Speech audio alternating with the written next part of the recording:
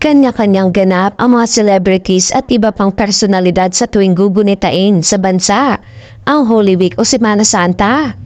May mga nagpupunta sa mga tourist destination sa Pilipinas, samantalang ang iba naman ay lumilipad patungong iba't ibang bansa. Ilan naman sa mga artista ay mas gustong manatili na lamang sa bahay para makapagpahinga ng ilang araw habang ang iba naman ay mas pinili pa ring magtrabaho dahil nasasayangan sila sa kanilang kikitain.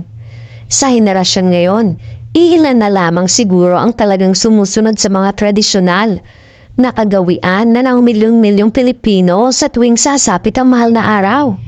Kapag Holy Week, panata na ng TV host actress na si Ame Perez at ng kanyang pamilya ang tinatawag na 3 R's.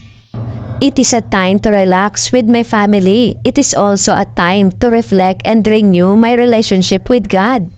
We can take a long vacation with our families, saying naman ang actress na si Ann Curtis.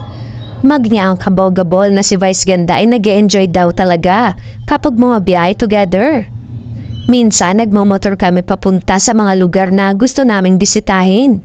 Parang mas more on ini-enjoy lang namin yung feeling na payapa sa paligid. Ayon kay Julia Montes, sa isang panayam kapag sumasapit ang Holy Week, usually ay nasa bahay lang sila. Off to Palawan naman si Ma Salvador kasama syempre ang mister na si Rambo Nunez at ang baby nilang si Maria. Si David Licauco naman ay nakaugalian na raw nila taon-taon ng kanyang pamilya ang magbisita iglesia.